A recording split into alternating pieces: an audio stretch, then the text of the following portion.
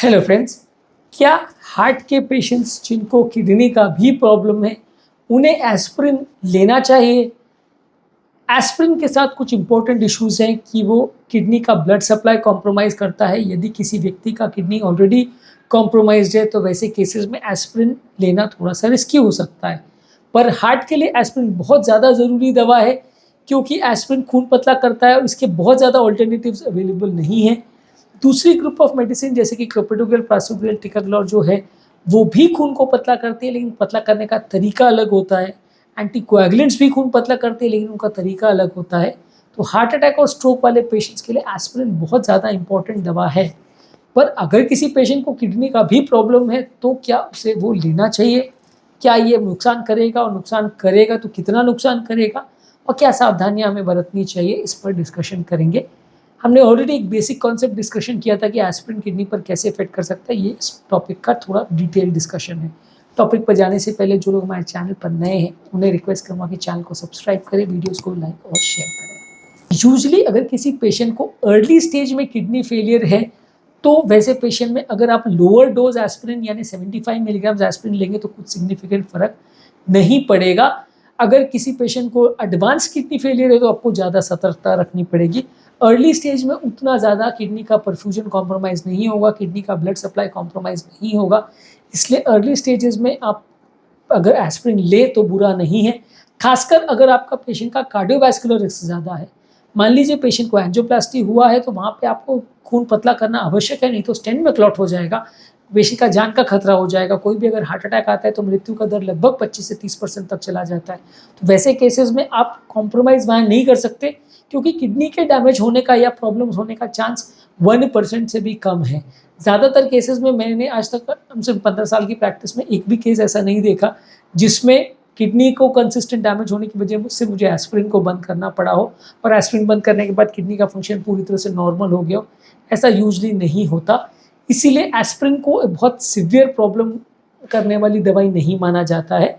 हाँ, अगर higher dose aspirin लेते हैं, कई doctors 325 milligram aspirin daily prescribe करते हैं, कई लोग 150 करते हैं। हायर डोज पे अगर आप इसको देते हैं तो डैमेज होने का चांस ज़्यादा है उन लोगों में, खासकर जिनका किडनी पहले से कॉम्प्रोमाइज्ड है।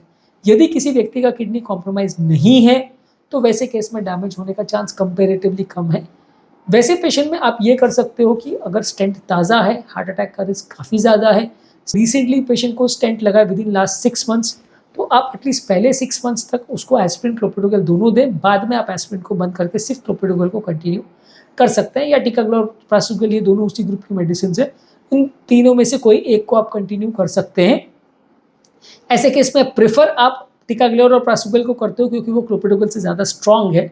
तो वो अगर अकेला योद्धा की तरह उसको लड़ना है तो आप कोशिश करोगे कि ज़्यादा स्ट्रॉन्ग दवा को लो। तो वैसे उस केस में आप टिकाग्लोर और प्रासुग्रेल में से एक को ज़्यादातर प्रेफर करते हो, एस्पिरिन को थोड़े टाइम के लिए बंद कर देते हो। पर अगर क्लॉटिंग का रिस्क ज़्यादा है, हार्ट अटैक का रिस्क ज़्यादा है, तो थोड़े समय के लिए आप कोशिश करते हो कि पेशेंट को एस्पिरिन 75 मिलीग्राम यानी लो डोज में एस्पिरिन दे दिया जाए। यदि ऐसा होता है कि रिस्क बहुत ज़्यादा और किडनी डैमेज होने लगती है तो फिर आपको प्रॉब्लम हो जाती है। वैसे केस में आप ये असेस करते हो कि किडनी को डैमेज हो रहा है या नहीं, बेसलाइन क्रिएटिनिन वैल्यूज़ कितनी है, देने के बाद बिगड़ तो नहीं रहा। मान लीजिए अगर आपने किसी को एस्पिरिन स्टार्ट किया और 15 दिन 1 महीने बाद आप किडनी के वैल्यूज़ को रीअसेस किया, आपने पाया कि क्रिएटिनिन 1 के बदले 2 हो गया, 2 के बदले 3 हो गया, वहाँ पे फिर आपको शायद एस्पिरिन को रोकना पड़ सकता है। पर जैसा कि मैंने कहा, ये चीज़ काफ़ी ज़्यादा रेयर है। अगर आप 75 मिलीग्राम्स का डोज देते हैं, और अभी तक इतने सालों में मुझे एक भी केस में करने को नहीं मिला, ऐसा प्रॉब्लम सामने नहीं आई, तो इसलिए मैं एटलीस्ट ये मान के चलता हूँ कि ये बहुत ज़्यादा कॉमन नहीं है। इनफैक्ट हमारे ग्रुप्स में भी ऐसा कभी भी शायद ही डिस्कशन हुआ हो कि किडनी का प्रॉब्लम के लिए हम एस्पिरिन यूजुअली नहीं देते, इसलिए ज़्यादातर डॉक्टर्स उस पॉइंट को थोड़ा सा डिसरिगार्ड करके देते हैं एस्पिरिन, क्योंकि किडनी का ब्लड सप्लाई इससे थोड़ा कम ज़रूर होता है। पर अनलेस आपका किडनी का ब्लड सप्लाई पहले से कॉम्प्रोमाइज्ड हो, किडनी का फंक्शन पहले से कॉम्प्रोमाइज्ड हो, kidney already advance stage of failure में हो, तब तक बहुत ज़्यादा फर्क नहीं पड़ता। इसलिए ज़्यादातर आप प्रैक्टिकली मान के चल सकते हैं कि इन दोनों केसेस में आपको हार्ट के इशू को ज़्यादा तरजीह देना पड़ेगा, उसको ज़्यादा इंपॉर्टेंस देना पड़ेगा। और अगर मान लीजिए किडनी वर्सन कर रही है, किडनी को प्रॉब्लम हो रही है, तो फिर आपको थोड़े दिन के बाद बंद करना पड़ेगा। पर एटलीस्ट शुरुआती पीरियड में अगर किडनी थोड़ी बहुत कॉम्प्रोमाइज़ है भी तो भी आप कई बार एस्पिरिन को पेशेंट को देते हैं और फिर थोड़े दिन के बाद रीअसेस करते हैं या रीमॉनिटर करते हैं। रेगुलर मॉनिटरिंग पे पेशेंट को रखते हैं, पेशेंट को प्रोज एंड कॉन समझाते हैं कि हम एस्पिरिन दे रहे हैं, उसका फ़ायदा क्या है, नुकसान क्या है, क्या इश्यूज आ सकते हैं, अगर किडनी डैमेज होती है तो क्या सिम्टम्स हो सकते हैं, यूरिन में क्या चेंजेस देखने को मिल सकते हैं और क्या फ्रीक्वेंसी से टेस्ट वगैरह करना चाहिए। ये सारा चीज़ हमें पेशेंट को समझाना आवश्यक है। तो इससे थोड़ा सा फ़ायदा आपको होगा। अगर पेशेंट को ऑलरेडी किडनी का प्रॉब्लम है तो ज़्यादातर केस में इसमें फ़र्क नहीं पड़ता है। ज़्यादातर केस में अगर किडनी ऑलरेडी प्रॉब्लम में भी है, कॉम्प्रोमाइज़ भी है, तो भी उतना ज़्यादा फ़र्क नहीं पड़ता है। अगर कोई पेशेंट और कोई नेफ्रोटॉक्सिक मेडिसिन भी ले रहा है, जैसे एसी इनहिबिटर्स और एआरबीज भी ले रहा है, वो भी कभी कभार किडनी पर असर कर सकती है, तो वैसे केस में आपको थोड़ा ज़्यादा सावधानी रखना पड़ेगा, क्योंकि जितनी ज़्यादा मेडिसिन हैं उतना ज़्यादा थोड़ा रिस्क बढ़ जाएगा, तो आपको ज़्यादा फ्रीक्वेंटली मॉनिटर करना पड़ेगा। यदि कोई पेशेंट की बॉडी डिहाइड्रेटेड है या एस्पिरिन से कोई पेशेंट को अगर ब्लीडिंग रिस्क हो रहा है, तो फिर आप एस्पिरिन को बंद करके सिंगल एंटीप्लेटलेट पे कंटिन्यू करते हैं।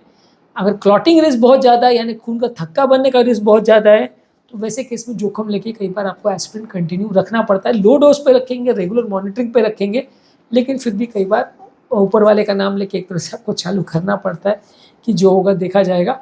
अगर पेशेंट की अगर जान ही उस पर डिपेंडेंट है और वो दवा पर उसकी ज़िंदगी निर्भर है, तो उसको हमें देना पड़ता है, क्योंकि स्टेंट थ्रोम्बोसिस या हार्ट अटैक अगर आता है, भले उसका 1-2% रिस्क है, लेकिन मृत्यु दर बहुत ज़्यादा होता है। किडनी अगर कॉम्प्रोमाइज़ होती भी है तो भी चांस 1% से भी कम है, और अगर कॉम्प्रोमाइज़ होती भी है तो मोस्टली आपको थोड़ा बहुत टाइम ज़रूर मिलेगा। ऐसा नहीं होगा कि पेशेंट की एक दिन में आपने एस्पिरिन दिया और 24 से 48 घंटे में किडनी पूरी फेल हो गई और आपको कुछ करने का टाइम ना मिला। ऐसा यूजुअली नहीं होगा, आपको मोस्ट केसेस में टाइम मिलेगा, और अगर किडनी का थोड़ा फंक्शन डिटोरिएट होता भी है तो आप चीज़ों को एडजस्ट कर सकते हैं। ऐसे केसेस में अगर किडनी ऑलरेडी कॉम्प्रोमाइज़ है तो एटलीस्ट आप 75 मिलीग्राम से ज़्यादा डोज मत दीजिए, 75 मिलीग्राम्स ही दीजिए। नेफ्रोलॉजिस्ट यानी किडनी के डॉक्टर से कंसल्ट कर लीजिए कि पेशेंट का सर्कुलेशन कॉम्प्रोमाइज़ तो नहीं है, किडनी को प्रॉब्लम तो नहीं होगा, अगर होगा तो क्या चीज़ें करने की आवश्यकता है। पेशेंट को भी थोड़ा-सा उस बारे में सजग करवा दीजिए। किडनी के लिए क्या-क्या चीज़ें अच्छी है, क्या-क्या चीज़ें बुरी है, इस पर भी फोकस कराइए और पेशेंट को भी अवेयर कराइए, और कौन-कौन सी चीज़ों से किडनी का प्रॉब्लम हो सकता है, कौन-कौन सी चीज़ों से किडनी में सुधार हो सकता है, वो चीज़ों को भी पेशेंट को बताइए। पानी पेशेंट को ज़्यादा लेने को बोलिए, कई बार बहुत सारे टॉक्सिन्स जो हैं वो किडनी द्वारा फ्लश आउट हो जाते हैं। ब्लड प्रेशर पेशेंट का कम नहीं होना चाहिए। वैसे केस में आप थोड़ा कोशिश ये करिए कि पेशेंट का ब्लड प्रेशर मेंटेन रहे, क्योंकि किडनी में एस्पिरिन से डैमेज कब होगा, जब किडनी का ब्लड फ्लो कॉम्प्रोमाइज़ होगा किसी डिहाइड्रेशन की वजह से या किसी और दवाई वगैरह की वजह से, क्योंकि ये प्रोस्टाग्लैंडिन इनहिबिट करता है। प्रोस्टाग्लैंडिन जो है किडनी की नलियों को डायलेट करता है, तो किडनी का ब्लड फ्लो इंप्रूव करता है। यदि किसी कारण से ब्लड प्रेशर ज़्यादा लो हो गया तो किडनी को डैमेज होने का चांस बढ़ सकता है। तो बीपी उतना ज़्यादा ड्रॉप मत होने दें, थोड़ा हायर साइड पे बीपी को मेंटेन करेंगे तो चलेगा। पेशेंट को हार्ट के मद्देनज़र और किडनी के मद्देनज़र लाइफस्टाइल मॉडिफिकेशन आप पेशेंट को ट्रेन करेंगे कि वो किस तरह से अपने बॉडी का, किडनी का, हार्ट का, सब चीज़ का ध्यान रखे। और हर 15 डेज़ या 1 मंथ में आप रेगुलर मॉनिटरिंग में पेशेंट को बुला सकते हैं, रीचेक कर सकते हैं, और जब आपको लगता है कि किडनी कॉम्प्रोमाइज़ हो रही है तो बंद कर दीजिए। यदि लगता है कि स्टेबल है और कोई दिक्कत नहीं हो रही है तो फिर कंटिन्यू रखिए। जब तक आपको हार्ट के हिसाब से एस्पिरिन की आवश्यकता है तब तक कंटिन्यू रखिए। जहाँ 6 महीना या साल भर निकल गया और स्टेंट के ऊपर एंडोथेलियम की लेयर जम गई, उसके बाद यूजुअली स्टेंट में क्लॉटिंग नहीं होता है, तो फिर आप सिंगल एंटीप्लेटलेट पे भी कंटिन्यू कर सकते हैं, उतना ज़्यादा रिस्क नहीं होगा।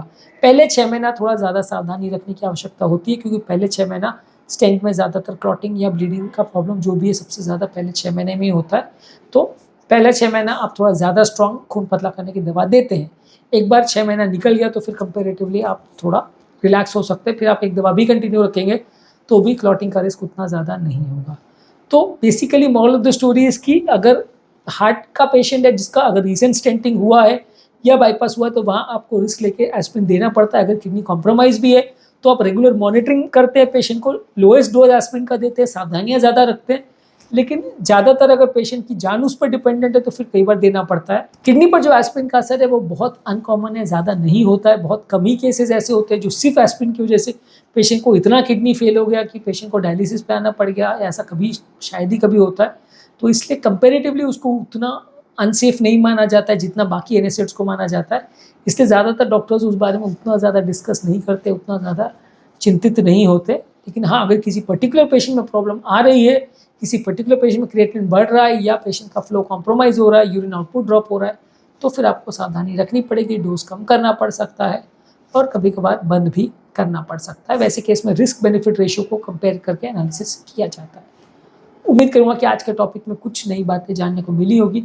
जो लोग हमारे चैनल पर नए हैं उन्हें रिक्वेस्ट करूँगा कि चैनल को सब्सक्राइब करें, वीडियो को लाइक और शेयर।